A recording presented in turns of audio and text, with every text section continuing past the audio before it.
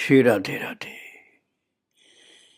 प्रेम सबसे ऊंची चीज है, सबसे महान वस्तु है, सबसे अधिक दिव्य है।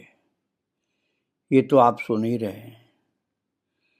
किंतु मनुष्य का ऐसा प्रेम नहीं होता जिसमें प्रतिदान की इच्छा न रहे। एकदम विशुद्ध, अकैतव, निश्चल, सच्चा प्रेम जो बिल्कुल ही कुछ भी प्रार्थना नहीं करता कि हमारे लिए ऐसा करिए, ये दीजिए, ये कृपा करिए। ऐसा प्रेम मनुष्य का जल्दी होता नहीं है। और यदि बड़े भाग्य के जोर से कभी ऐसा हो तो उसे और कृष्ण विरह नहीं हो सकता। कृष्ण ऐसे अनुगत जन का कभी त्याग नहीं करते, और यदि किसी कारण से त्यागते हैं तो व्यक्ति उसी क्षण मर जाता है। अतएव स्वरूप राम राय, मुझ में कृष्ण प्रेम नहीं है। महाप्रभु कह रहे हैं अपने इन दोनों महान सेवकों को कि स्वरूप राम राय, मुझ में कृष्ण प्रेम जो होना चाहिए वो नहीं है। यदि प्रेम होता तो कृष्ण मेरे पास ही रहते, और यदि किसी कारण से मेरे प्रेम के होते हुए भी मुझे त्याग देते तो मैं उसी क्षण पतंगे की तरह से जल मरता। किंतु कहाँ, मैं तो मर नहीं सका, मैं तो नहीं मर रहा। इसका मतलब कि मेरा उतना सच्चा प्रेम नहीं। हाँ, मेरी आंखों में जल देख रहे हो, उसे देखकर तुम लोग भुलावे मत आना। ये जल कृष्ण विरह के लिए नहीं है। कारण ऐसा होता तो मैं मर जाता अब तक। आंखों का ये जल लोगों को अपना सौभाग्य दिखाने के लिए है। ये दिखाने के लिए कि मैं बड़ा भाग्यवान हूं, मुझ में कृष्ण प्रेम है। ये कह करके अति दीर्घ निश्वास छोड़ते छोड़ते प्रभु बोले, मैं तो कृष्ण के साथ सर्वदा कपट करता रहा हूं, फिर भी कृष्ण मुझ पर कृपा नहीं करते तो उन पर दोषारोपण करता हूं। प्रभु की बातों को समझा जाता है कि भगवान के प्रति प्रीति क्या है। भगवान की इन बातों से, गौरांग महाप्रभु की बातों से समझ में आता है कि भगवान के प्रति प्रीति क्या है। और उनका भजन जीव के लिए कितना कठिन काम है। बड़ी मुश्किल से आंखों में 2 बूंद पानी आया और तुरंत मन में दंभ की सृष्टि हो गई कि मैं बड़ा भक्त हो गया हूं। परिणाम यह है कि पहले की जो भक्ति थी वो भी दंभ के कारण कमजोर पड़ गई। इस दिन की लीला में प्रभु ने भक्ति और प्रेम तत्व का सूक्ष्म अनुसंधान करके जो विवेचना की, उससे मन में, दंभी लोगों के मन में तो निराशा आ जाएगी। हल्का फुल्का साधक तो घबरा जाएगा। जीव का उपाय क्या है? तुम समझते हो कि तुम्हें भगवान के प्रति थोड़ा प्रेम हो गया है, कारण तुम्हें उनकी कथा प्रसंग मीठे लगते हैं, और हृदय मंदिर में उन्हें न देखकर तुम व्यथित होते हो। तुम व्यथित होते हो कहा, किंतु व्यथित होते हो इसका प्रमाण नहीं है, बल्कि इसका प्रमाण है कि तुम्हारी व्यथा सामान्य है। तुम कृष्ण कहकर रोदन करते हो, सत्य है, पर यह तुम्हारे प्रेम का क्रंदन नहीं है। कारण शास्त्र कहते हैं कि कृष्ण विरह होने पर जीव मर जाता है, किंतु तुम तो मजे में हो, मर तो नहीं रहे, पर रोते तो हो। वो किस लिए? कृष्ण प्रेम के कारण या प्रतिष्ठा के लोभ से। अर्थात लोग तुम्हें बड़ा भक्त कहेंगे इसलिए। कृष्ण प्रेम के कारण तुम नहीं रो रहे। कारण ऐसा होता तो तुम जीवित नहीं रहते। कृष्ण प्रेम मुग्ध जीव उनका विरह सहन नहीं कर सकता। अर्थात विशुद्ध कृष्ण विरह हो तो वे उसी क्षण आ जाते हैं उस विरही के पास। जब कृष्ण न आए तो जानना कि तुम्हारे मन का जो दुख है वो ठीक कृष्ण प्रेम से नहीं उपजा है। प्रभु जब गंभीरा लीला में एकदम उन्माद भाव से आक्रांत हो जाते तब उनका जो भाव होता उसका वर्णन करना दुस्साध्य है। तब प्रभु नाना भावों से विभावित हो जाते। कल्पना कीजिए, एक नाव स्रोत के वेग में चली जा रही है, वायु उसे विपरीत दिशा में ले जाने की चेष्टा कर रहा है और नाविक उसे पार लाने की चेष्टा कर रहा है। इस नौका की जो अवस्था है वैसा ही प्रभु के मन का भाव है। कृष्ण को आदर से मेरे चांद, मेरे नयनानंद, मेरे हृदय के राजा बोलते बोलते जब कृष्ण को नहीं देख पाते तो प्रभु को थोड़ा क्रोध आ जाता है। तब कहते तुम निष्ठुर हो, पुरुष हो ना, मैं अबला हूं, मुझे अबला का कष्ट नहीं समझ पा रहे हो। पुरुष तो सदा कठोर जाति का है ना, तुम प्रेम को क्या जानो, कुछ भी प्रेम नहीं जानते। कारण तुमने प्रेम की व्यथा कभी झेली नहीं, भोगी नहीं। जो अनेक नायिकाओं का वल्लभ है उसमें प्रेम कैसे संभव है? ऐसे नागर को क्या भला प्रेम किया जाता है? ये कहते कहते प्रभु को लगा कि वो कृष्ण की निंदा कर रहे हैं। तब सोचते हैं क्या किया, ऐसे मधु से मधुर जो कृष्ण है उनकी निंदा की मैंने। तब कातर भाव से कहते बंधु तुम्हारी निंदा नहीं की, तुम्हारी महिमा का ही वर्णन किया है। तुम्हें छोड़कर तीनों लोक में ऐसा और कौन है जो इतनी नायिकाओं की प्रेम पिपासा शांत कर सके। मैं तभी कह रही थी, तुम्हारी निंदा नहीं की। बाद में प्रभु स्वरूप और राम राय से कहते हैं, सखी कृष्ण प्रेम की सीमा नहीं है, जगह नहीं, वह अथाह है। हम लोग एक जन को प्रेम कर अस्थिर हो जाते हैं, किंतु उनके प्रेम की वस्तुएं असंख्य हैं। सभी के प्रति उनका प्रेम भाव, सभी उनके प्राण, सभी के साथ उनका मधुर व्यवहार, सभी उनके व्यवहार से कृतार्थ। जो ऐसे नागर का भजन न करें, धिक्कार है उसको, सैकड़ों बार धिक्कार है। फिर कहने लगे, जैसे प्रेम सुधा स्वरूप है वैसे ही विरह सशक्त कालकूट है। कृष्ण के विरह में मुझे तो दिन रात यंत्रणा। सखी तुम लोग स्वप्न में भी न सोचना कि मैं कृष्ण के लिए इतना दुख पा रही हूं।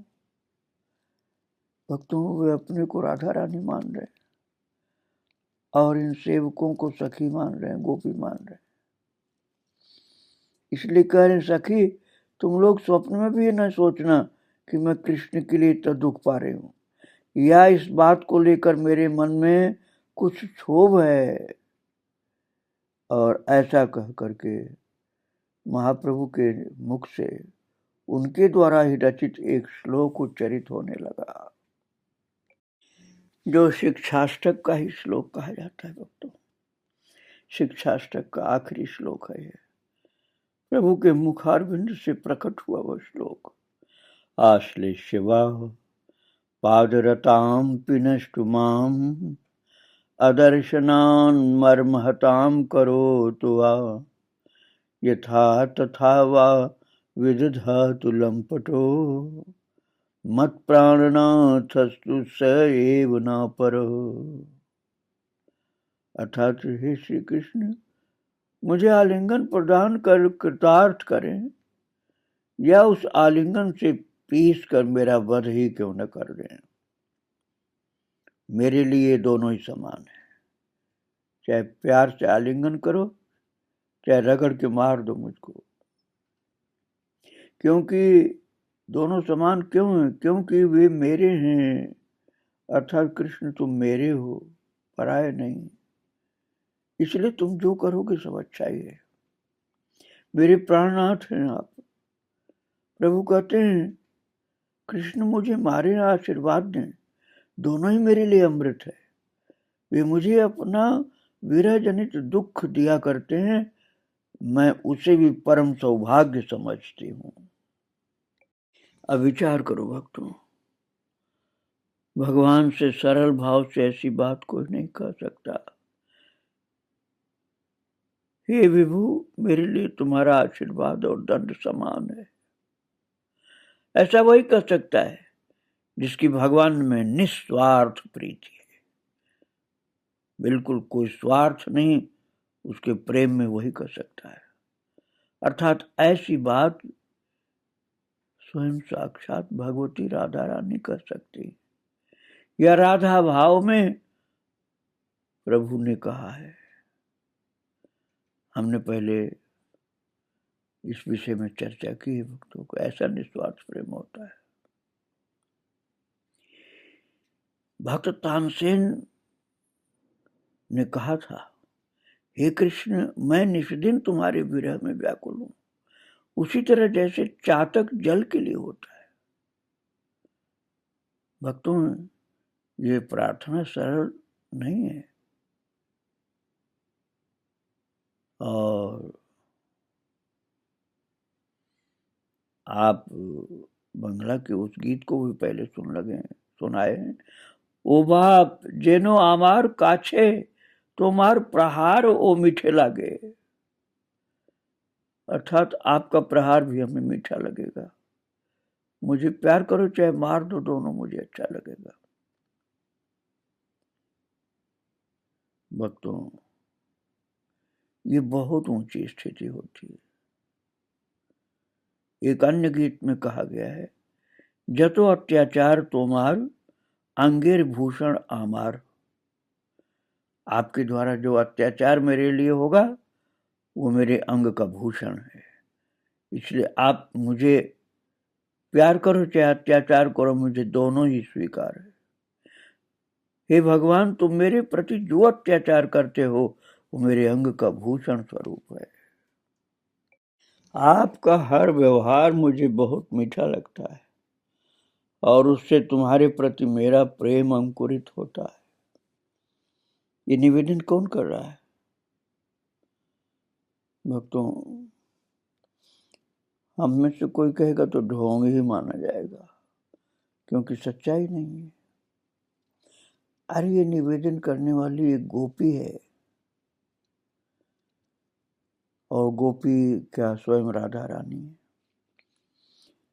गंभीरा में प्रभु दो प्रकार का उपदेश देते, एक बातों से और दूसरा अंग प्रत्यंग की भंगिमा से या अन्यान्य बहुत प्रकार के उपायों के द्वारा।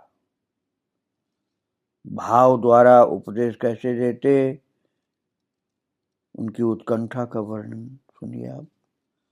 मान में उत्कंठा रस एकदम स्पष्ट रूप से झिलमिलाता है। श्री कृष्ण आएंगे ये बात तय, और उनके लिए वासक सज्जा कर श्रीमती राधा रानी अर्थात गंभीरा में प्रभु बैठी हुई हैं उनके लिए तैयारी करके। प्रभु अपनी उत्कंठा कितनी तरह से दिखा रहे हैं, गिनती नहीं की जा सकती। वो इतने प्रकारों से करते हैं उत्कंठा तैयारी कि हम कल्पना भी नहीं कर सकते। प्रभु का मुख थोड़ा मलिन हो गया है, क्रमशः कष्ट बढ़ रहा है, तो वे थोड़ा थोड़ा दीर्घ निश्वास छोड़ रहे हैं। बाद में मृदु स्वर में ऊ ऊ ऊ करने लगते हैं, इधर से झांकते हैं, फिर ऊ ऊ ऊ करते हैं, और फिर मंद स्वर में अति स्पष्ट रूप से गई मरी, मैं गई मरी, ऐसा कहने लगते हैं। फिर कभी कहते हैं प्राण निकलते हैं, प्राण जाते हैं। एक बार कहते हैं अच्छा मैं जरा लेटती हूँ, किंतु मुहूर्त भर में फिर उठकर बैठ जाते हैं। खड़े हो गए, बंधु की तलाश में जाएंगे इसलिए, किंतु स्वरूप ने उन्हें पकड़कर बैठाया तो फिर बैठ गए। बैठकर बोले, जाओ ना, थोड़ा आगे जाकर देखो। इसके बाद ही बोले, किसकी आवाज है? लगता भी आए हैं। कभी बिच्छू के काटे व्यक्ति की तरह लोटपोट करने लग जाते हैं और अंत में सहन न कर पा करके मूर्छित हो जाते हैं। भक्तों, ये रही प्रभु की उत्कंठा। और स्वरूप राम राय उसे देख रहे हैं। कृष्ण के आने में थोड़ा विलंब हो गया है, इससे प्रभु किस तरह छटपटा रहे हैं ये स्वरूप ने देखा। और वही आज भगवती राधा रानी की उत्कंठा के रूप में कृष्ण लीला में अभिनीत हुआ करती है। जैसा कि पद बंगला में है, ओ ललिते से कोई गो, बुझे एलो ना एलो ना एलो ना, निश पुहाई लो। राधा एक बार उठती हैं, एक बार बैठती हैं, रोकर कहती हैं, उदय दीननाथ अनुदय दीननाथ। और भक्तों, सनातन जी की गीता में है, सीदति सखि मम हृदय मधीरम, सीदति सखि मम हृदय मधीरम। कृष्ण के लिए जो वास्तविक उत्कंठा है वो ठीक वैसी नहीं है जैसी मेरे आत्मीय की थी। यह अन्य प्रकार का रस है। भक्तों, राधा रानी 5 बाह्य इंद्रियों और 5 अंत इंद्रियों द्वारा भगवान का आस्वादन करते हैं। बात क्या है, जीव और भगवान में जैसा प्रगाढ़ संबंध है वैसा जीव जीव में संभव ही नहीं है। ये संबंध पुत्र वत्सला माँ और मातृभक्त पुत्र में भी नहीं है। पतिव्रता स्त्री और स्त्री प्राण स्वामी में भी नहीं। प्रभु गंभीरा लीला द्वारा जीवों को यही दिखा रहे हैं, हे जीवों, इस तत्व पर विचार और मनन करो। बात यह है कि तुम में और भगवान में जो प्रगाढ़ घनिष्ठता है वैसी तुम्हारी और किसी के साथ नहीं। ये बात एकाएक सुनकर लग सकता है कि ये सही नहीं, लेकिन है सही यही। प्रभु की गंभीरा लीला पर विचार करें तो समझ में आ जाएगा कि प्रधानतः इसी तत्व की शिक्षा देने के लिए प्रभु ने ये लीला की है। हे दयानिधि, हे चैतन्य, श्री चैतन्य, तुम्हारी जिस दया से अनायास सबका दुख दूर हो जाता है, चित्त निर्मल हो जाता है और प्रेमानंद का विकास होता है, तुम्हारी जिस दया के प्रभाव से शास्त्र आदि के विवाद का उपशमन हो जाता है, जो दया चित्त में रस संचार का प्रगाढ़ उन्मत्तता उत्पन्न करती है, जिससे निरंतर भक्ति सुख और सर्वत्र समदर्शन संगठित होता है, और जो दया सभी माधुर्यों की सार है, तुम करुणा कर वही दया मुझ में प्रकाशित करो। भक्तों, महाप्रभु ने अवतीर्ण होकर शास्त्र विवाद की मीमांसा कर दी। ये वास्तविकता है। महाप्रभु ने जो ये बोला है यही है प्रेम का सार। जगत में विवाद है द्वैत और अद्वैतवादियों को लेकर, विवाद में नास्तिक और आस्तिक को लेकर। कोई कहता भगवान है, कोई कहता नहीं है। वे हैं इसका प्रमाण कोई बताओ। उनका कोई प्रत्यक्ष प्रमाण नहीं है, मन में केवल आशा मात्र है कि वे हैं, फिर इसका भी कोई प्रत्यक्ष प्रमाण नहीं कि वे हैं, लेकिन ये भी तो प्रमाण नहीं है कि वे नहीं है। मनुष्यों के बीच यही घोर विवाद सदा से चला आ रहा। एक अन्य विवाद का कारण था भगवान की प्रकृति को लेकर। कोई उनके हाथ में बंसी देता है, कोई देता है तलवार। एक और विवाद था भगवान और जीव के संबंध को लेकर। कोई कहता है भगवान और जीव अलग है, फिर कोई कहता है सोहम, मैं ही वो भगवान हूं। सोहम का मतलब मैं ही वो भगवान हूँ। इन सब तत्वों को लेकर इस भारतवर्ष में चिरदिन विवाद रहा भक्तों। भारतवर्ष में यानी पृथ्वी के उस स्थान में जहाँ केवल आध्यात्मिक शास्त्रों की चर्चा हुआ करती है, कोई कहता है भगवान नहीं, कोई कहता है, कोई कहता है वे खड्गधारी हैं, कोई कहता है वंशीधारी, कोई कहता है निर्गुण है, उनके साथ कोई संबंध नहीं। तो हम लोग अपने कर्मों के दास हैं। कोई कहता है भगवान करता है, हम लोग उनके दास हैं। और कोई कहता है कि भगवान है, वही मैं भी हूँ। तो प्रभु ने अवतीर्ण होकर सदा सदा के लिए इस विवाद की मीमांसा की है। महाप्रभु का अवतार इसी विवाद की मीमांसा अर्थात निर्णय करने के लिए स्वयं आकर के उन्होंने दिखाया, मैं भगवान हूँ, मैं हूँ। और स्वयं आकर मनुष्यों के साथ इष्ट गोष्ठी करके दिखाया।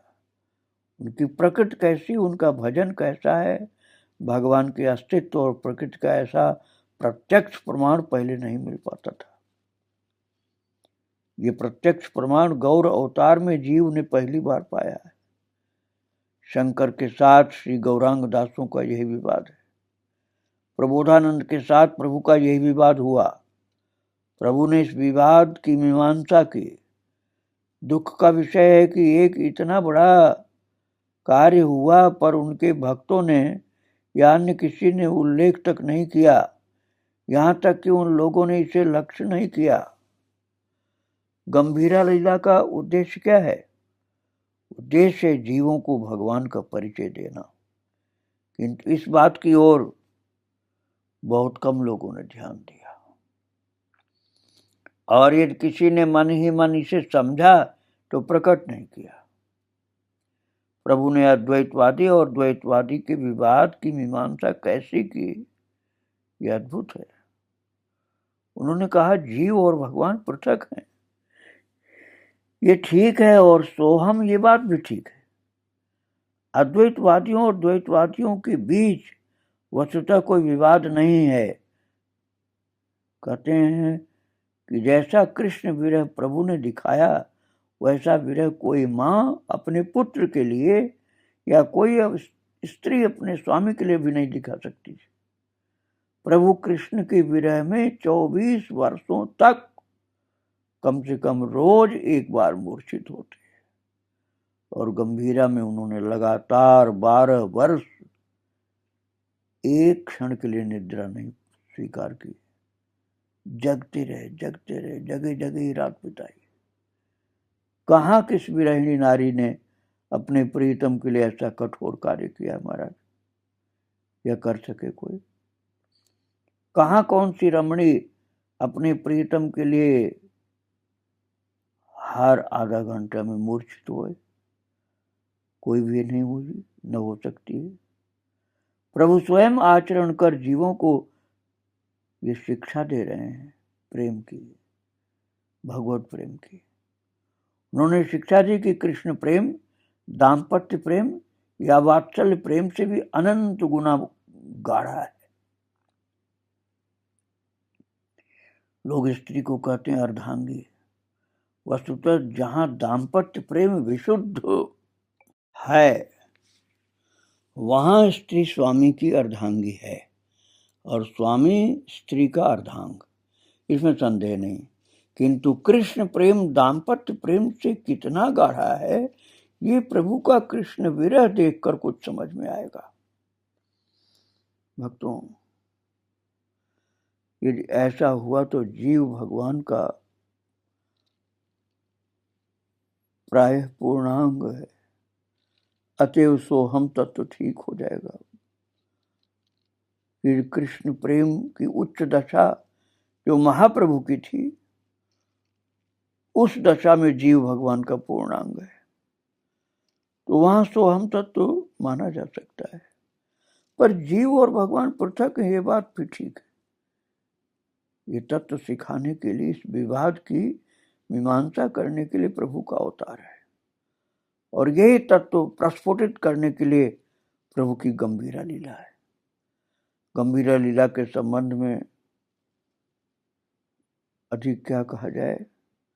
भगवान तुम्हारे साथ जितने घनिष्ठ हैं उतना और कोई नहीं।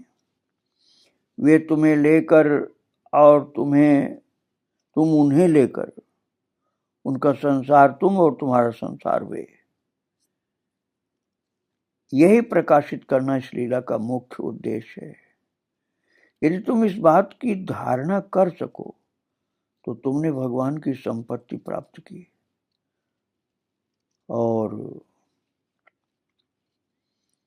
तुम्हें और कोई अभाव भी अब नहीं रहा। तुम्हारी स्त्री तुम्हारा अर्धांग है, किंतु भगवान तुम्हारे पूर्णांग हैं। स्त्री तो अर्धांग है किंतु भगवान तो पूर्णांग है। तुम जब कृष्ण कृष्ण कहकर या गौर गौर कहकर या प्रभु का नाम पुकार कर नाम जप करो तो मन में सोच सकते हो आप कि मैं अर्थात अपना नाम जप रहा हूं। उस समय जब स्थिति इनकी जैसे हो जाए महाप्रभु की तरह, तब तो तुम और भगवान एक हो, फिर भी वे पूरी तरह पृथक हैं। ये कैसे होता है तुम्हें पूछ सकते हो, पर इतना ही कहूंगा कि प्रभु दिखा गए हैं कि स्त्री स्वामी में जो घनिष्ठता है उसकी अपेक्षा अनंत गुणी गाढ़ी घनिष्ठता जीव और भगवान में। इसका अर्थ यही है कि वे और तुम एक हो उस दशा में। वे और मैं पृथक फिर भी एक हैं। ये कैसे होता है? तुम और तुम्हारी स्त्री पृथक हैं फिर भी तुम दोनों परस्पर अर्धांग हो। ये कैसे होता है? यदि स्त्री पृथक होकर भी अर्धांग हो सकती है तो स्त्री से घनिष्ठतर कोई वस्तु प्राय पूर्णांग होगी। इसमें विचित्रता क्या है? कैसे क्या है नहीं जानता, पर कृष्ण विरह में 24 वर्ष तक गौरांग महाप्रभु रोजाना मूर्छित हुए। जो लोग जोर देकर मुंह से कहते हैं सोहम, अर्थात जिनमें भगवत प्रेम का लेश मात्र नहीं है, उनके लिए जानना उचित है कि भगवान ज्ञानमय और आनंदमय हैं, किंतु तुम भ्रममय और दुखमय हो। फिर तुम सोहम कहते हो, तुम्हें लज्जा नहीं आती? तुमने कभी कभी जाना है कि भक्तगण जो ये कहा करते हैं वे मेरे हैं, मैं उनका हूं? ये भी ठीक नहीं। ठीक है, मैं वो, वे मैं, यही मेरा अधिकार, यही मेरे जीवन की शेष सीमा। उनका अनंत जीवन, मेरा भी अनंत जीवन। वे और मैं चिर दिन घनिष्ठता करेंगे। ये घनिष्ठता क्रमशः बढ़ जाएगी, यहां तक कि अंत में प्राय एक जैसे हो जाएंगे या एक ही हो जाएंगे। फिर भी पृथक रहेंगे प्रेमी और प्रीतम के रूप में। और इसी को कहते हैं अधिरूढ़ भाव, या महाप्रभु का प्रेम आप कह सकते हैं। भक्तों, आगे फिर चर्चा करेंगे। महाप्रभु को और उनके भक्तों को बारंबार प्रणाम। श्री राधे राधे। जय जय श्री राधे श्याम, जय जय श्री सीताराम। गौरांग महाप्रभु की जय। श्री राधे राधे।